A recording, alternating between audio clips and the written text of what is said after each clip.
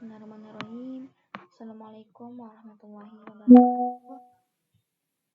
Selamat malam teman-teman semua. Perkenalkan, nama saya Siti Tanzila. Di sini saya akan mempresentasikan ya, bagaimana itu cara uji korelasi parsial dengan SPSS. Nah, di sini saya sebagai perwakilan dari anggota 9 yang beranggotakan Ujang Idis dan Zubariki. Di sini kami membuat presentasi ataupun materi yang akan kami sampaikan pada malam hari ini, yaitu sebagai tugas dari salah satu mata kuliah di STAI Al-Andina Sukabumi, yang dimana mata kuliah itu yaitu Statistika Penelitian Hukum, yang dibimbing ataupun dosen pengampunya yaitu Dr. Rosyid Bahar MPD. Sebelumnya jangan lupa di like dan juga di subscribe ya teman-teman, untuk menambah wawasan kita semua. Nah, di sini langsung saja kita membahas bagaimana itu cara uji korelasi parsial. Sebelumnya, kita harus tahu dulu apa yang dimaksud uji korelasi parsial. Secara umum, uji korelasi parsial ini bertujuan untuk mengetahui keeratan hubungan antara variabel yang akan diteliti. Nah, hubungan itu seperti hubungan antara variabel X dengan variabel Y. Korelasi atau hubungan yang terbentuk antara variabel ini dapat bersifat hubungan positif dan hubungan negatif. Nah, adapun hal ini dapat dilihat berdasarkan nilai koefisien korelasi dari hasil analisis, apakah bernilai minus atau plus ya teman-teman.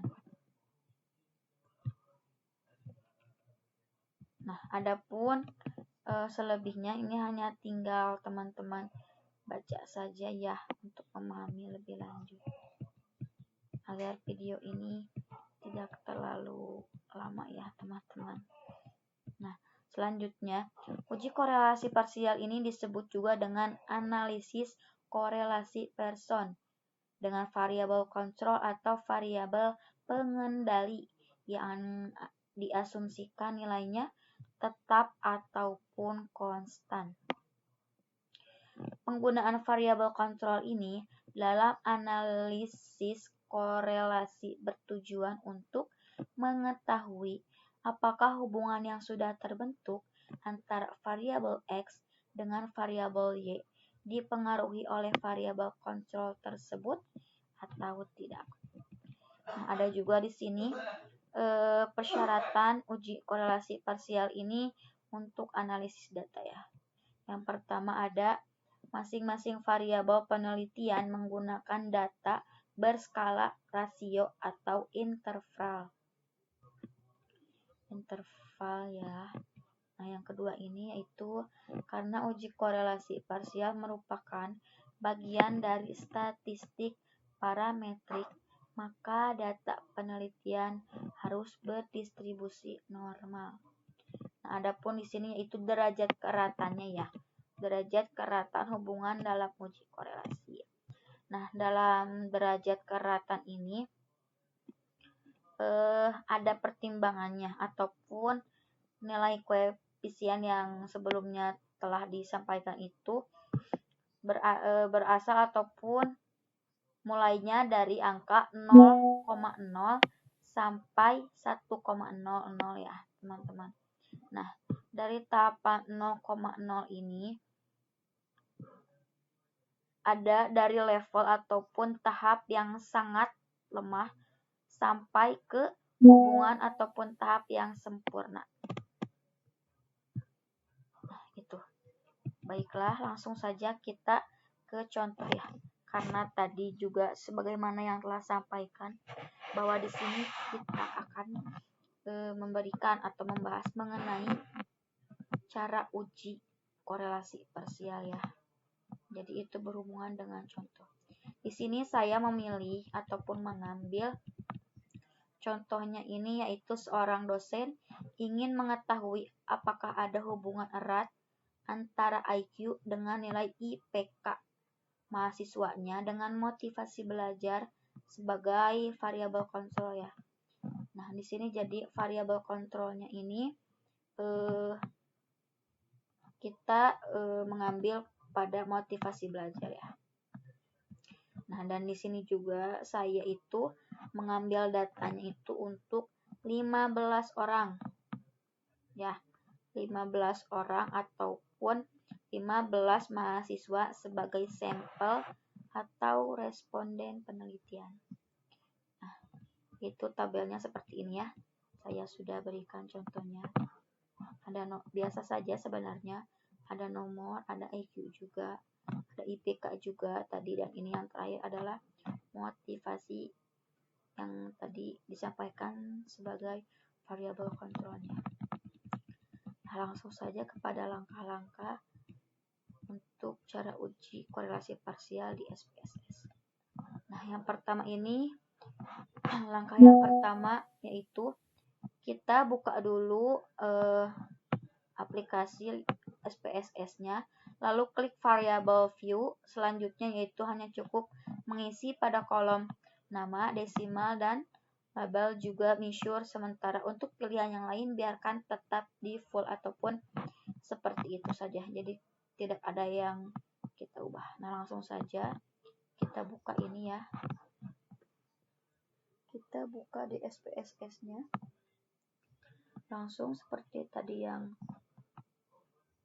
telah dikatakan, kita masuk ke variable view. Nah, di bawah ini ya teman-teman. Kemudian di sini kita isi name-nya, yaitu tadi ada IQ ya. Terus ada IPK juga. Dan di sini ada motivasi. Ini adalah motivasi, ini tadi motivasi belajar ya. Di sini kita hanya tinggal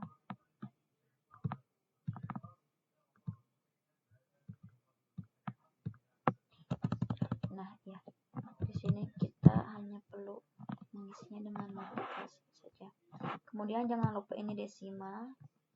Yang atas akan saya ubah menjadi 0. Yang bawah akan saya biarkan seperti itu saja, dan ini yang paling bawah juga akan saya ubah menjadi 0. Nah, kemudian selanjutnya itu kita masuk di label. Nah, jangan lupa ini ya. Nah, di labelnya sebenarnya sama nih seperti di nama ini ya. Ada IQ. Nah, ini kita juga pembahasan itu IPK. Hubungan pada motivasi ya teman-teman. Setelah 3 ini, yang terakhir kita ke sini ke measure. Ini kita ubah menjadi scale. Nah, jangan lupa ini juga sama. Sudah ya. Sebenarnya hanya 4 item saja, ada di name, di labelnya, terus di desimal juga, dan yang terakhir measure. Nah, kalau udah, kita pindah lagi ke sini ke sebelah bawah. Kita klik lagi ini ke data view. Nah, di sini sudah ada ya IQ, IPK, dan motivasi. Selanjutnya hanya tinggal kita masukkan saja datanya ya, data IQ, IPK, dan motivasi itu. Nah, seperti ini. Seperti tadi di pembahasan materi ya, saya juga sudah memberikan gambarannya. Ini yang telah saya buat ya, teman-teman. Di sini biasa saja ada nomor, ada IQ-nya juga ya. Tadi sebagai variabel X, dan di sini ada IPK sebagai variabel Y, dan di sini ada motivasi ya sebagai variabel kontrol. Nah, yang pertama itu IQ. Kita tinggal blok saja, lalu copy, dan tinggal kita pindahkan ke sini. Oke, selanjutnya juga sama ya. Nah, selanjutnya untuk IPK-nya juga sama, tinggal kita copy, terus kita awas ya, ini dinilai IPK ya teman-teman ya. Pindahkan ke sini. Nah, yang terakhir itu ada motivasi.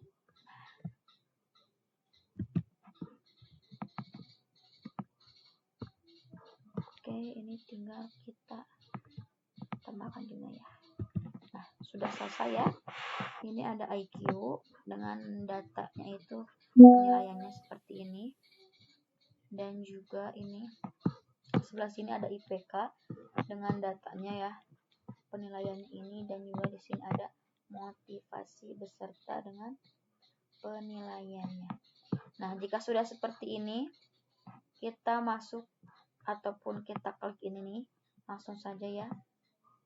Kita klik ini, analyze, terus langsung kita ke bawah ada correlate atau correlate. Nah, di sini kita diberikan pilihan. Nah, kita hanya tinggal memilih ini, yang kedua aja, partial ya. Kita klik. Nah, setelah itu nanti kita akan dikasih arahan untuk mengisi ini. Nah, ini ada partial correlation. Nah, ini ada variables dan ada controlling form. Nah, untuk 3 poin ini akan kita masukkan kepada 2 tabel ini. Tetapi ini berbeda ya. Yang dimana variabel ini akan kita isi dengan IQ. Ini tinggal kita kesinikan saja. Nah, dan juga IPK ya. Nah, jadi 2 poin ini akan kita simpan di situ. Dan motivasi ini kita simpan di controlling. Nah, seperti itu ya teman-teman ya. Terus ketika sudah seperti itu, kita tinggal klik ini. Kita klik ini dulu, Optimus. Nah, di sini kita juga diberi arahan ya untuk memilih gitu. Untuk memilih ataupun mengikuti beberapa tahapan. Nah, ini kita klik aja dua-duanya di yang statistik ini. Klik aja. Nah, untuk yang di bawah ini kita memilih yang ini, pairwise ya. Jadi kita memilih yang kedua. Nah, ketika ini sudah betul, langsung saja ke continue. Nah, ini jadi biru seperti ini ya teman-teman ya. Ini sudah. Nah, langsung saja ketika sudah continue ini, kita pilih ini kan, ini udah ya. Ini udah tuh. Ini udah display. Kita cek lagi ini sudah juga. Nah, ini. Nah, ketika sudah seperti ini, tinggal kita bentar. Tinggal kita ketik oke. Nah, nanti akan ada langsung seperti ini teman-teman. Nah, sudah selesai. Ini merupakan data ya yang kita butuhkan di presentasi hari ini. Nah, ini sebagai data yang pertama yaitu ada partial core. Nah, untuk tabel ini yaitu partial core ini ya teman-teman. Sebenarnya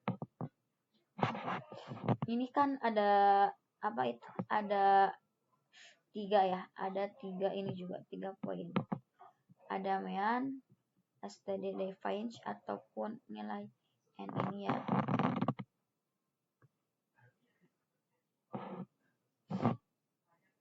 Nah, di sini IQ ini nilainya seperti ini.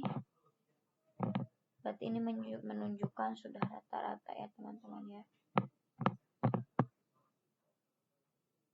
Nah, mean ini yaitu ini sama seperti tadi, sudah sesuai ya nilainya, ada IQ, IPK dan motivasi. Mean itu merupakan nilai rata-rata ya, teman-teman juga kasih tahu. Ini rata-rata. Jadi nilai rata-rata semua siswa itu di IQ-nya segini. Ini untuk di IPK dan ini untuk di motivasi ya, teman-teman. Nah, di sini yang STD deviation ini yaitu standar defisiasi. Nah, standar defisiasi untuk semua mahasiswa seperti ini ya, segini. Dan untuk N ini itu merupakan jumlah sampel yang digunakan dalam penelitian. Tadi kan saya menggunakan 15 sampel ya, atau 15 responden. Itu 15 mahasiswa tadi. Nah, itu sudah sesuai. Dan yang correlation ini. Nih. Yang notes A ini.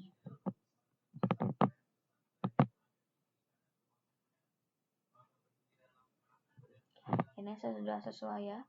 Ada notes A juga, ada motivasi IQ, ada ini IQ dan IPK juga ya. Nah, yang noun A ini menunjukkan nilai korelasi atau hubungan antara variabel IQ tadi dengan IPK sebelum. Ini adalah nilai sebelum dimasukkannya variabel kontrol atau motivasi ini ya dalam analisis tersebut. Nah, ini jadi minus ya, minus. Ini jadi motivasi besar. Jadi ini yang minus. Nah, untuk di yang motivasi ini sendiri, ini ada motivasi ya. Ada motivasi IQ dan juga IPK. Nah, motivasi ini menunjukkan nilai korelasi atau hubungan antara variabel IQ dengan IPK setelah masuknya motivasi sebagai variabel kontrol dalam analisis. Nah, tuh kan ini tadi mana ya, tadi lupa. Ini negatif, ini motivasinya itu negatif. Motivasi ini ya, IQ dan IPK itu negatif ya. Nah, ini setelah ditambahkan itu menjadi positif. Kurang lebih seperti itu teman-teman, pembahasan ataupun presentasi yang bisa kami bawakan ataupun saya bawakan pada malam hari ini. Yang kesimpulannya yaitu berdasarkan pembahasan kali ini mengenai uji korelasi parsial, yaitu diketahui ya bahwa kehadiran variabel motivasi berprestasi atau variabel kontrol ini pasti ataupun memberikan pengaruh terhadap hubungan antara variabel IQ tadi dengan variabel IPK. Nah, dengan demikian pula, maka dapat kita simpulkan bahwa variabel IQ dengan ataupun merupakan variabel yang bukan satu-satunya menjadi atau menentukan nilai IPK mahasiswa. Karena apa? Karena ada variabel kontrol ataupun variabel lain yang berhubungan dengan nilai IPK tadi ya. Yaitu di sini kita memilih variabel kontrolnya itu motivasi belajar siswa. Nah, teman-teman, ini hasilnya ya. Mungkin hanya itu yang bisa saya sampaikan pada malam hari ini. Semoga apa yang saya sampaikan ataupun yang sudah kita bahas di malam hari ini menjadikan ilmu yang bermanfaat khususnya untuk saya dan kelompok, umumnya untuk kita semua, dan semoga menjadi bahan wawasan yang membuat kita lebih semangat lagi untuk mengetahui dan untuk bisa menggunakan SPSS. Baiklah, hanya itu yang bisa saya sampaikan. Sekali lagi saya mohon maaf apabila terdapat dan dapat banyak sekali ataupun ada kesalahan pada presentasi pembawaan materi pada kesempatan di malam ini. Semoga sekali lagi kita diberikan kesehatan dan semangat yang terus-menerus meningkat pada tahapan-tahapan menuntut ilmu selanjutnya. Semoga ini menjadi keberkahan untuk kita semua. Mungkin hanya itu yang dapat saya dan kelompok saya sampaikan. Sekali lagi terima kasih dan jangan lupa di like ya teman-teman. Wassalamualaikum warahmatullahi wabarakatuh.